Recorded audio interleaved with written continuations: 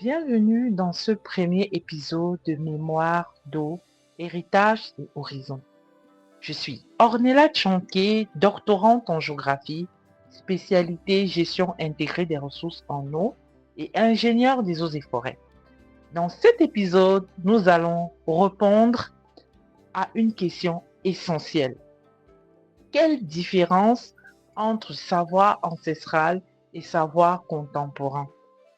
Et pourquoi cette distinction est-elle cruciale pour comprendre nos modèles actuels de gestion de l'eau, de l'agriculture, des forêts et de la biodiversité? Pour y répondre, je m'appuie sur des travaux de plusieurs chercheurs et particulièrement africains qui ont contribué à valoriser les savoirs endogènes dans la gestion des ressources naturelles. Je prendrai également un exemple très concret, celui des mangroves du delta du Saloum au Sénégal et des réserves de biosphère, où savoirs ancestraux et savoirs scientifiques dialoguent au quotidien.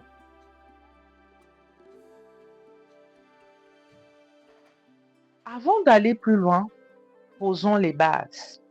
Que signifient exactement ces deux thèmes? Les savoirs ancestraux.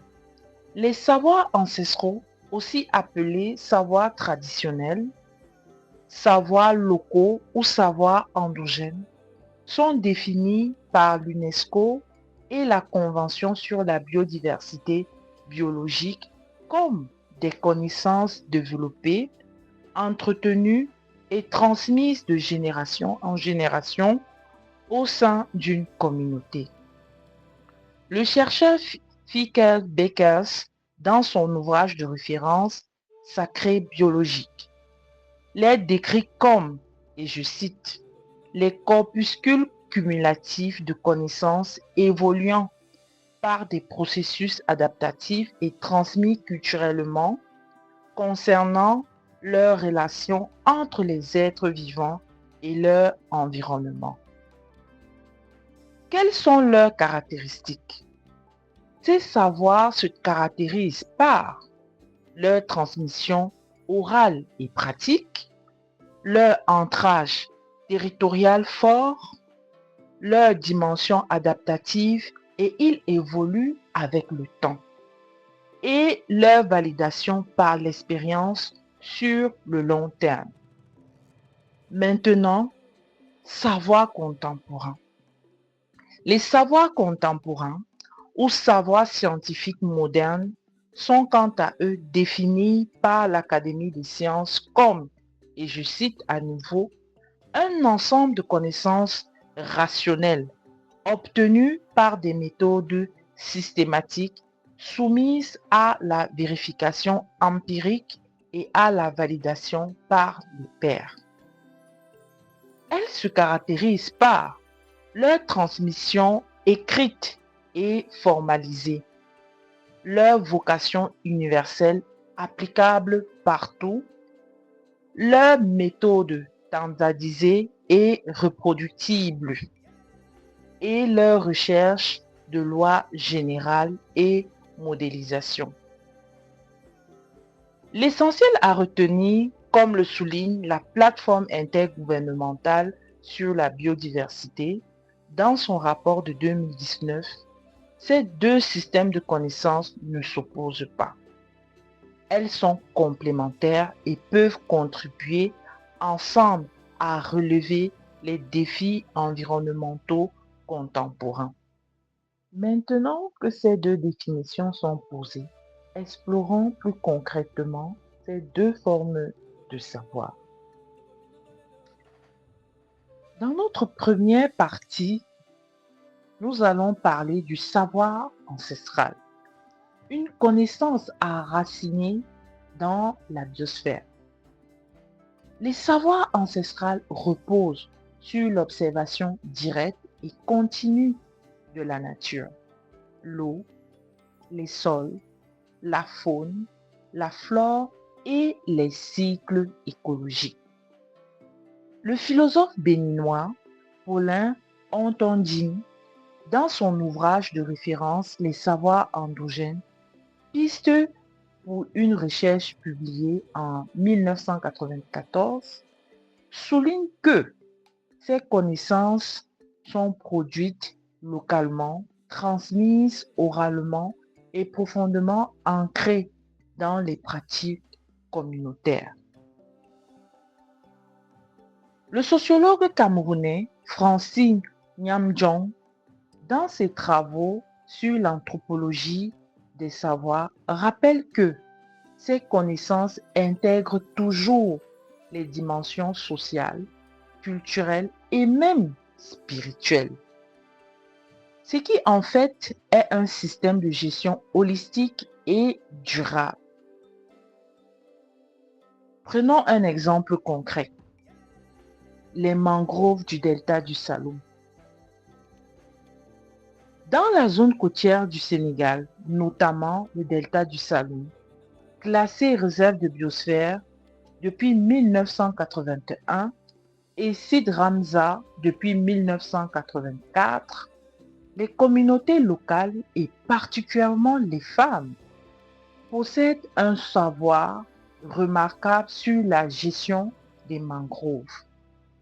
Elles maîtrisent le moment optimal pour replanter les propagules, les techniques de sélection et de protection des jeunes plants, la gestion du cycle de marée pour favoriser la régénération naturelle et l'identification des zones prioritaires de restauration.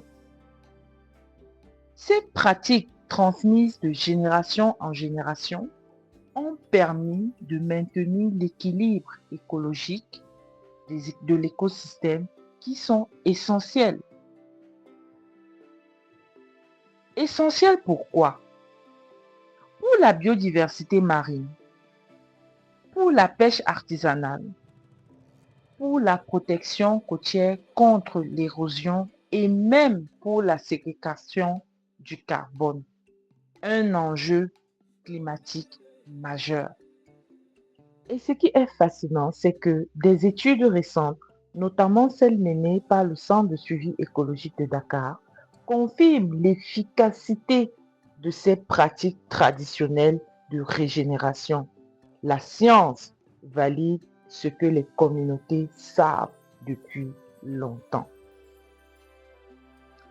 Dans cette deuxième partie, nous parlerons des savoirs contemporains, la science au service de la biosphère. Les savoirs contemporains proviennent de la recherche scientifique, de l'ingénierie et des institutions académiques. Ils apportent des outils pour mesurer, modéliser, cartographier et anticiper les changements environnementaux. Cheikh Mbo, scientifique sénégalais, spécialiste de la télédétection et ancien directeur de la division des sciences du GIEC, a démontré dans ses travaux l'importance de combiner observations satellitaires et données de terrain pour comprendre les dynamiques forestières en Afrique. Citons le climatologue nigérien Anthony Nyong dans ses recherches sur l'adaptation climatique en Afrique, a souligné que les approches scientifiques permettent d'anticiper les changements à grande échelle et de planifier les stratégies d'adaptation. Prenons l'exemple des réserves de biosphère de l'UNESCO. Revenons à notre exemple du delta du Saloum. Dans les réserves de biosphère, comme celle-ci, les savoirs contemporains permettent le suivi scientifique de la biodiversité par l'inventaire systématique, la cartographie des habitats de mangroves grâce à la télédétection et au système d'information géographique, la quantification du carbone séquestré grâce aux mesures dendrométriques, c'est-à-dire la mesure des arbres. Et la planification participative basée sur les données objectives. Ces approches scientifiques comportent les savoirs ancestraux en apportant des données quantitatives, des indicateurs mesurables et une vision multiscalaire de l'écosystème.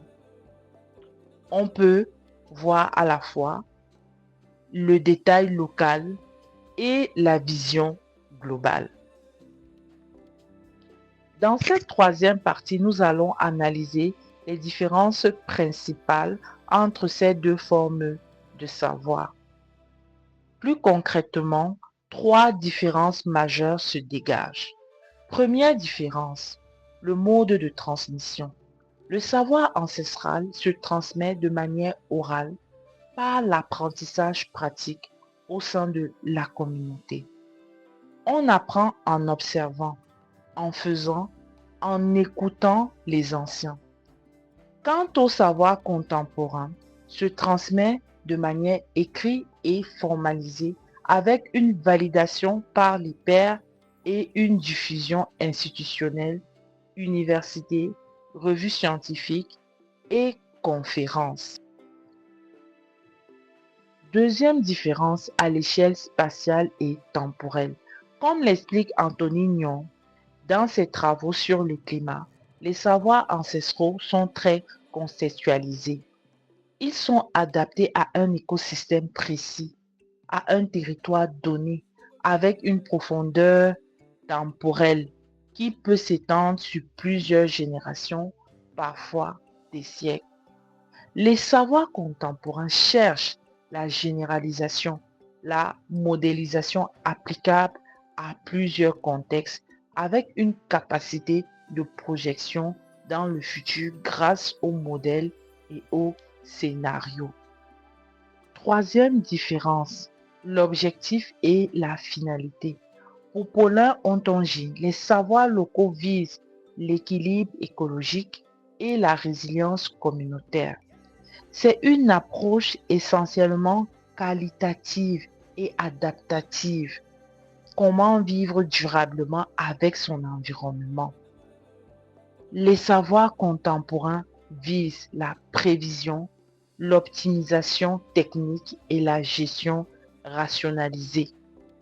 C'est une approche quantitative et planificatrice. Comment anticiper, mesurer et gérer de manière efficace.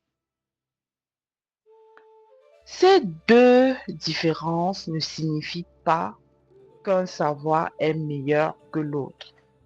Elles signifient qu'il répond à des besoins différents et complémentaires. Dans notre quatrième partie, nous allons parler de pourquoi les combiner. Alors maintenant, la question essentielle. Pourquoi combiner ces deux formes de savoir? Les travaux de Shenbo sur les forêts africaines et le changement climatique montrent que la résilience des écosystèmes dépend de notre capacité à créer des ponts entre savoir endogène et savoir scientifique. Le concept même de réserve de biosphère développé par l'UNESCO dans le cadre du programme L'homme et la biosphère depuis 1971 repose précisément sur cette complémentarité. L'exemple du Saloum, une synergie en action. Dans les mangroves du Saloum, cette synergie est visible au quotidien. D'un côté, les savoirs ancestraux permettent d'identifier les techniques efficaces de régénération et d'adapter les interventions aux conditions locales. Les femmes savent concrètement où replanter, quand le faire, comment protéger les jeunes plants. De l'autre, le savoir scientifique permet de mesurer l'impact des restaurations, d'évaluer le stockage de carbone, d'ajuster la stratégie à long terme et de documenter les résultats pour les reproduire ailleurs.